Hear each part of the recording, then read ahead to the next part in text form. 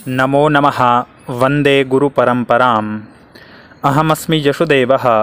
अहं भवतः भवतीनां च सर्वेषां मम यूट्यूब वाहिन्यां हार्दं स्वागतम् अभिनन्दनं नमस्कारं च करोमि। मित्राणि, भवन्तः सर्वे जानन्ति यत् सम्प्रति सम्पूर्णे भारते नापि तु निखिले विश्वे संस्कृतसप्ताहस्य आयोजनं प्रचलति। मित्राणि, संस्कृतसप्ताहस्य आयोजनं भवति अस्मिन् वर्षे तदनुसार 31 जुलाई से 6 अगस्त पर्यंत तक हो रहा है, जिसमें आज 4 अगस्त हो गया है और 2 दिन शेष बचे हैं। चर्चा करना चाहूँगा अब मैं आपके साथ में हिंदी में ही पूरी चर्चा करना चाहूँगा कि मित्रों, जैसे कि आप जानते हैं, भारत में प्रतिवर्ष श्रावणी पूर्णिमा के दिन और रक्षाबंधन का त्यौहार, जो हमारे भारत का भाई बहन का पवित्र बंधन है, रक्षाबंधन मनाया जाता है। उसी श्रावणी के दिन, उसी रक्षाबंधन के दिन श्रावणी उपाकर्म के रूप में जब नूतन ब्राह्मण बालक अथवा नूतन ब्रह्मचारी जब गुरुकुल में प्रवेश करता है तो उसका उपाकर्म भी कराया जाता है, अर्थात यज्ञोपवीत भी धारण कराया जाता है, जिसके लिए हम आगे आपको इस संपूर्ण वीडियो में बताने वाले हैं। और इसी दिन को, इसी श्रावणी के दिन को भारत में संस्कृत दिवस के रूप में भी मनाया जाता है। श्रावणी पूर्णिमा अर्थात रक्षाबंधन ऋषियों के स्मरण तथा पूजा और समर्पण का पर्व इसे माना जाता है। वैदिक साहित्य में इसे श्रावणी कहा जाता है और इसी को हम लोग क्या कहते हैं, रक्षाबंधन का दिन भी कहते हैं। इसी दिन गुरुकुलों में वेदाध्ययन कराने से पहले यज्ञोपवीत धारण कराया जाता है। इस संस्कार को उपनयन संस्कार अर्थात उपाकर्म संस्कार कहते हैं। इस दिन पुराना यज्ञोपवीत भी बदला जाता है। ब्राह्मण यजमानों को सूत्र भी बांधते हैं तथा इसी दिन छात्र शास्त्रों के अध्ययन का प्रारंभ भी करते थे। प्राचीन काल में जब गुरुकुल पद्धति थी, आज भी जब जो गुरुकुल पद्धति है उसमें इसी भांति अभी भी गुरुकुलों का पाठ का आरंभ किया जाता है। और पौष माह की पूर्णिमा से श्रावण माह की पूर्णिमा तक अध्ययन बंद हो जाता था। प्राचीन काल में फिर से श्रावण पूर्णिमा से पौष पूर्णिमा तक अध्ययन चलता था। वर्तमान में भी गुरुकुलों में श्रावण पूर्णिमा से ही वेदाध्ययन प्रारंभ किया जाता है, इसलिए इस दिन को संस्कृत दिवस के रूप में मनाया जाता है। आजकल देश में ही नहीं, विदेश में भी संस्कृत उत्सव बड़े उत्साह के साथ मनाया जाता है। ऋषि ही संस्कृत साहित्य के आदि स्रोत हैं। जैसे कि आप जानते हैं, संपूर्ण जो संस्कृत है वह ऋषियों के द्वारा तथा ऋषि मनीषियों के द्वारा, हमारे पूर्व आचार्यों के द्वारा प्रणीत है। इसलिए श्रावणी पूर्णिमा को ऋषि पर्व के रूप में भी मनाया जाता है। सन 1969 में भारत सरकार के शिक्षा मंत्रालय के आदेश से केंद्रीय तथा राज्य स्तर पर संस्कृत दिवस मनाने का निर्देश जारी किया गया था। तब से संपूर्ण भारत में संस्कृत दिवस श्रावण पूर्णिमा के दिन मनाया जाता है। इस दिन को इसलिए चुना गया था कि इसी दिन प्राचीन भारत में शिक्षण सत्र शुरू होता था। इसी दिन वेद पाठ का आरंभ होता था। अब संस्कृत सप्ताह का तो मैंने आपको वर्णन कर दिया है। अब उपाकर्म कैसे किया जाता है उसके विषय में मैं आपको थोड़ा सा इस वीडियो में चर्चा कर लूँ। तो आप जैसे स्क्रीन पर देख रहे हैं कि यहाँ पे ब्राह्मण बटुक किस प्रकार से जो ये नूतन ब्रह्मचारी हैं गुरुकुलों में प्रवेश करके जब इनका वेदारंभ प्रारंभ होता है तो इस प्रकार से यह पहले संस्कारित इनको किया जाता है यज्ञोपवीत आदि धारण करके। सर्वप्रथम आप देख रहे हैं मेखला एवं कोपिन धारण किया जाता है। कलावा या कोपिन दोनों हाथों में संपुट में रखकर इस सूत्र को दोहराकर अभिमंत्रित किया जाता है कि संयमशीलः तत्परश्च भविष्यामि, संयमशील और तत्पर रहेंगे। मैं आपको एक बात बताना चाहता हूँ।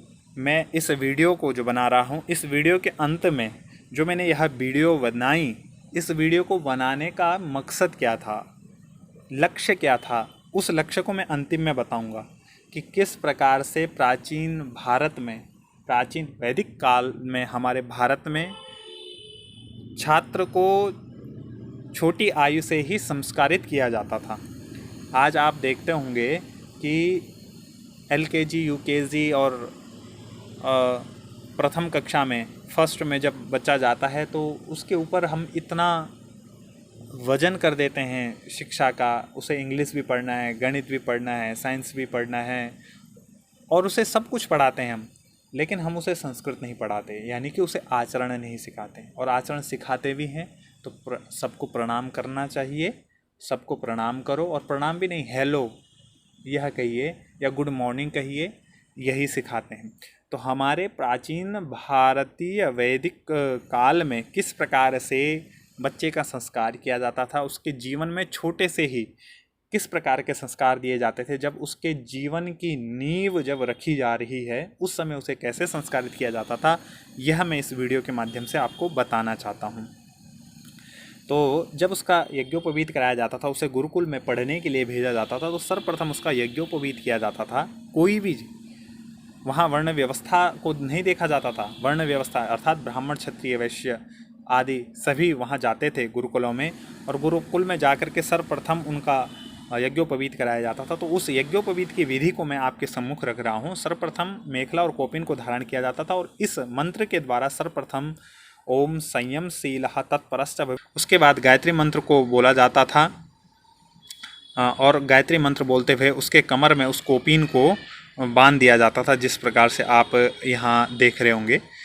उसके बाद दंड धारण कराया जाता था, जिस प्रकार आप ये यहाँ देख रहे हैं स्क्रीन पर। और दंड धारण करवा करके सूत्र दोहरा कर दंड को मस्तक से लगाकर उसके दाहिनी ओर रख लिया जाता था और दूसरा सूत्र बोला जाता था अनुशासनानि पालिष्यामि, मैं गुरु द्वारा निर्धारित अनुशासनों का पालन करूँगा।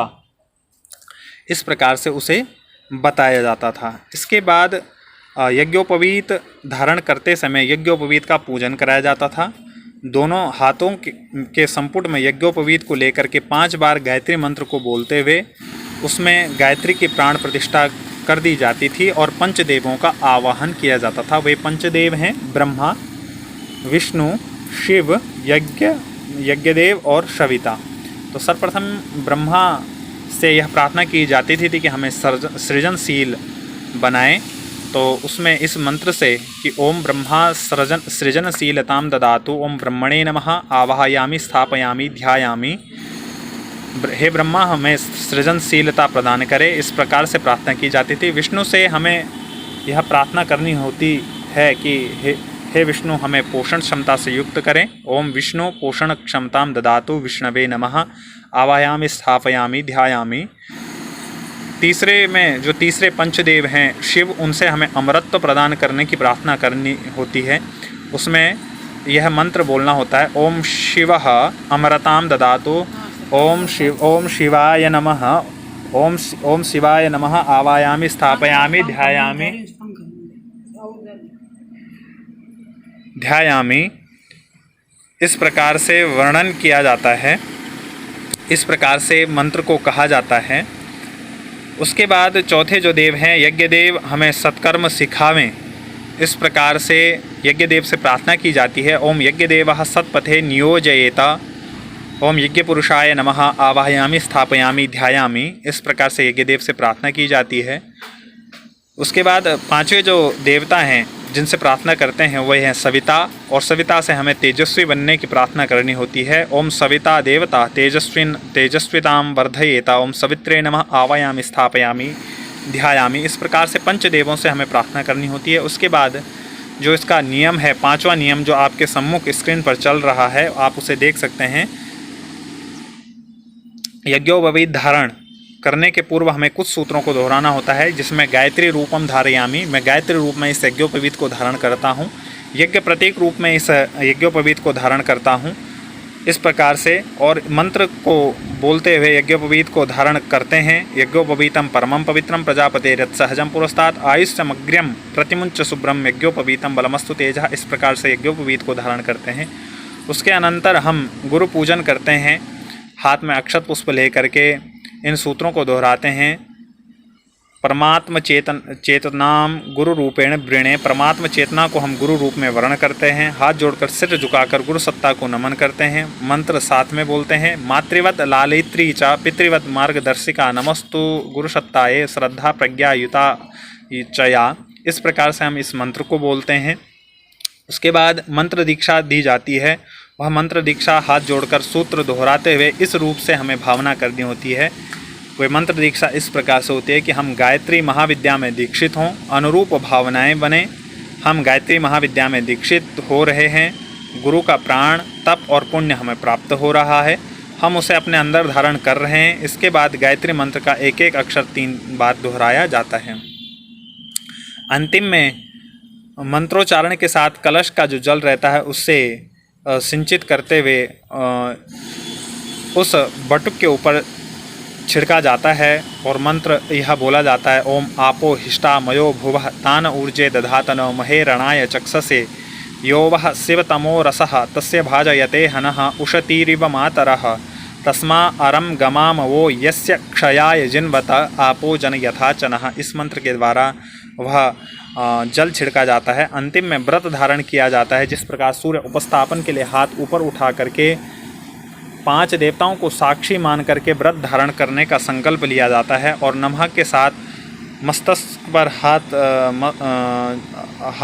नमः के साथ दोनों हाथ जोड़ते हुए मस्तक से लगा लिया जाता है। वे 5 मंत्र आपके सम्मुख हैं। ओम अग्नये व्रतपतये व्रतम चरिष्यामि ओम अग्नये नमः। दूसरा मंत्र है ओम सूर्य व्रतपते व्रतम चरिष्यामि ओम सूर्याय नमः। तीसरा है ओम चंद्र व्रततपे व्रतम चरिष्यामि ओम चंद्राय नमः। ओम वायो व्रतपते व्रतम चरिष्यामि वायवे नमः। ओम व्रतानां व्रतपते व्रतम चरिष्यामि ओम इंद्राय नमः। इस प्रकार से इन 5 देवों को साक्षी मान करके व्रत और संकल्प धारण किया जाता है और अंतिम में गुरु दक्षिणा का संकल्प करते हुए गुरु को दक्षिणा रूप में अपने सामर्थ्य के अनुसार दक्षिणा दी जाती है और अंतिम में यह संकल्प दोहराया जाता है कि हम गुरु द्वारा अनुशासन में नियमित उपासना करेंगे। हम गुरु के द्वारा जो मार्गदर्शन हमें दिया गया है उसे प्राप्त करके नियमित उपासना करेंगे। हम गुरु ऋण एवं देव ऋण से उऋण होने के लिए नियमित आराधना के निमित्त समय और साधनों का एक अंश लगाएंगे। इस प्रकार से संपूर्ण भारत में पूर्व में सभी नूतन ब्रह्मचारियों को जब गुरुकुल प्रवेश कराया जाता था तो इस प्रकार दीक्षित किया जाता था। तो आप देखेंगे कि पुरातन जो हमारी शिक्षा पद्धति, प्राचीन जो गुरुकुल शिक्षा पद्धति थी, उसमें छोटे बालक को ही दीक्षित करके, संस्कारों से दीक्षित करके उसके जीवन को संस्कारित किया जाता था। उसके जीवन में छोटे छोटे वाक्य, मातृदेवो भव, पितृदेवो भव, आचार्य देवो भव, सत्यम वद, प्रियम वद, स्वाध्यायान मां प्रमदितव्यम, आचार्य देवो भव इत्यादि ऐसी भावनाएं छोटे से ही उसके जीवन में दे दी जाती थी। गुरु उनको नियमित रूप से इन आचरणों को करवाता था। इस प्रकार से यह हमारी प्राचीन शिक्षा पद्धति के बारे में मैंने आज के इस वीडियो में आपको बताया। आप इस वीडियो को देख करके इसका मूल्यांकन करें और जानें कि भारतीय शिक्षा पद्धति किस प्रकार थी और आज की शिक्षा पद्धति में और प्राचीन शिक्षा पद्धति में क्या अंतर था, क्या लाभ थे, क्या हानियाँ थी, दोनों का आप मूल्यांकन करें। तो आज की वीडियो में इतना ही। धन्यवाद।